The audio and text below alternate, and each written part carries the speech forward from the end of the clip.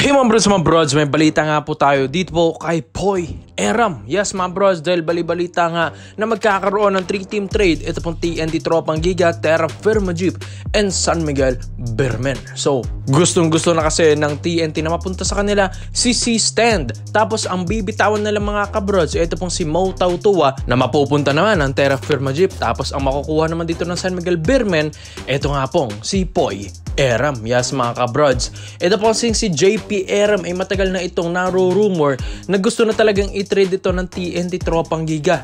Hindi ko nga alam bakit ganun, dahil di ba kaka-champion lang ng TNT last season sa Governor's Cup mga kabrods. Tapos ganito agad yung nangyayari sa kanya, puro trade rumors mga kabrods. Dahil din kasi ito pong si Poy Eram, masyado na nga dong mainit ang ulo. Emotional player na masyado mga kabrods. Tapos isa pa dito, yung puro siya nagkukunyaring injury. Yan nga daw yung mga sinasabi ng mga fans ng TNT dito kay Poy Eram mga kabrods. Kaya siguro ito na, nakikita na ng management na kailangan na talagang i-trade ito. Pero ito nga mga kabrods, hindi nyo rin ba alam yung isang material ng JP Eram, di ba? Tinalo lang naman nila ang Barangay Inabro San Miguel sa finals last season. Kaya naman, ito pong si Eram ang isa sa mga dahilan kung bakit napanalo nila yan. So ngayon nga, ang TNT alanganin na naman sa standing ngayon. Di ba? Top 7 sila ngayon with 4 wins and 2 losses. So kailangan talaga nilang bumangon dito para nga makapasok dun sa playoffs round. Kaya gustong-gusto nila si C-Stand at bitawan ito pong si JP Eram. Pero mga kabrods, knowing na interesado palang Bermen dito kay Eram, why not mga kabrods? Syempre win-win situation din naman yung tatlong big man na iti-trade ng mga kanya-kanyang kupunan. Malay natin mas gumaling pa sila sa kupunan na kanilang mapupuntahan. Katulad na nga lang, di ba, ni Mo Tautua, inconsistent sa SMB, malay natin mas gumaling sa Terra Firma. Ito pong si C-Stand, mas gumaling sa TNT. And JP Eram, malay natin mas magamit ito ng maayos ng SMB. Hindi naman din basta-basta ang isang JP Eram, di naman din talaga magcha-champion ng TNT last season kung hindi rin dahil sa kanya. So mga kabrods, malakas ito pong si Eram, di lang na ma-maximize ng maayos ng TNT. Sa ngayon kasing SMB alanganin na naman sa standing. Pang-8 sila sa standing ngayon mga brods. Tapos alanganin pa makapasok ng playoffs round. So puro talo ng SMB, kailangan nilang bumangon dito. Kaya ito, gusto nilang ipakawalan.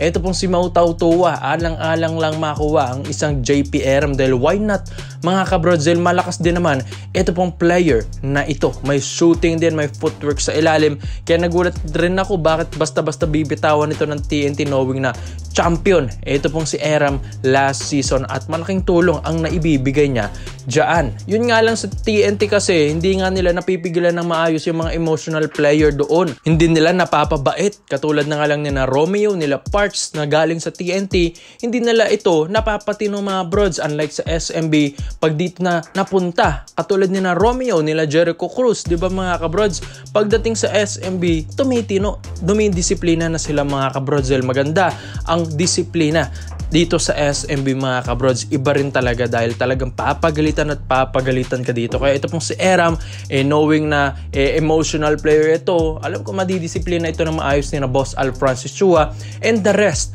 ng SMB management. Dahil yun nga, mas lalakas kasi yung isang player kapag focus na siya, mailabas na niya yung kanyang laro habang kalmado siya mga kabrods. Malakas to si Eram, kailangan lang talaga mananggabay at ma-maximize yung talent niya at kumalma every game. Kaya sa tingin nyo mga kabrods, makakatulong ba si JP Eram dito sa run ng SMB this season? Kaya komento mo lang po mo dyan mga brods at isay natin yan.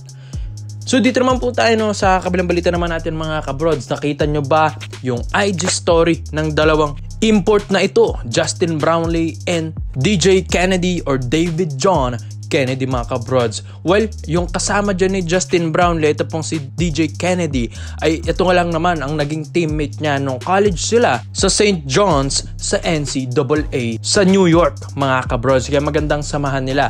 Kaya ito pong si DJ Kennedy, dito naglalaro siya sa Meralco Bolts sa EASL mga kabrods, sa EASL run ng Meralco. So ang ganda ng pinapakita nyo dyan, 31 points pataas ang pinapakita at ang galing pa sa rebound neto mga kabrods. 12 rebounds pa nga siya dyan, di ba?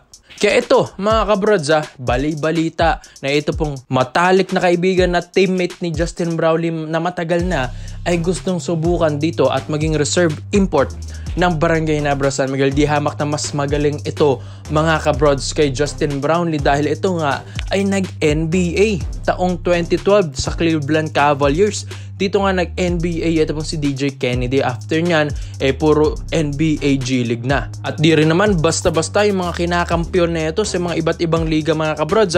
Former champion din ito nung Balkan sa BIBL noong 2022. Tapos sa Italian League, nag-champion din 2019. BCL rebounding leader noong 2018. Tapos yung mga the rest, mga pro leagues niya mga kabrods na nagcha-champion siya. Tapos NBA D-League champion pa. 2013 NBA D-League All-Star pa noong 2013 mga kabrods. So maganda talaga ang resume na neto po ni DJ Kennedy dahil malakas na player to mga brods, agile. Kung makikita nyo highlights niya dyan mga kabrods, magaling ito na parang point guard pa yung laruan. Biro nyo 6'6 yung height niyan mga kabrods, pero kung gumalaw parang point guard, parang 6 flat lang.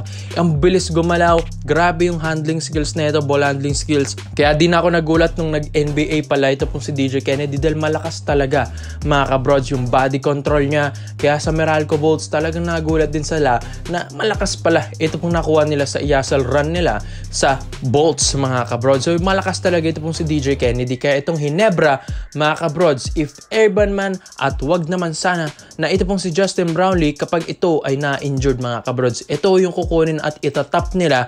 Ito pong matalik na kaibigan na college teammate ni Justin Brownlee na ito pong si DJ Kennedy. Dahil malakas ito at magagabayan ito ni Justin Brownlee at matalik na kaibigan talaga niya ito dating-dati pa. Since 2011 pa yan mga kabrods. So magaling din naman ito pong si DJ Kennedy. Hindi rin basta-bastang manlalaro ito mga kabrods.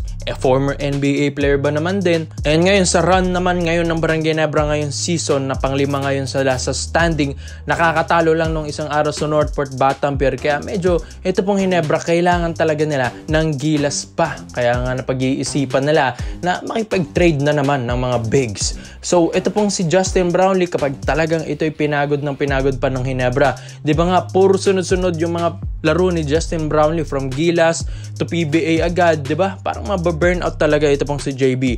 Pag napagod yan, ito yung ipapalit talaga nila mga kabrods. Mas magaling na import talaga ito And sa kanyang edad, hindi naman sila nagkakalayo ni Justin Brownlee. Mas mataanda lang ng isang taon si JB na 36 years old and 35 years old naman. Ito pong si DJ Kennedy. Pagdating naman sa mga skills, syempre alam mo naman natin, mas fit talaga ang isang JB sa Ginebra. Pero why not subukan ng isang DJ Kennedy na talagang maibibigay niya yung best niya dito mga kabrods. Sa highlights pa lang talagang mapapahanga ka, di ba? Kaya pinag-iisipan din ito ni na Boss Al Francis Chua, lalong-lalo na't ang backer pa ni DJ Kennedy dito ay ito pong si Justin Brownlee pa. Kaya komento mo lang opinion mo dito mga brods. Sa tingin nyo ba mas lalakas ang Ginebra pag si DJ Kennedy ang papalit kay Brownlee for the meantime? Kaya komento mo lang opinion mo dito mga brods at isa-isa natin yung salamat po sa panonood mga brods. This is Overrated Highlight na field basketball na ngayon. Yun lang, I'm out.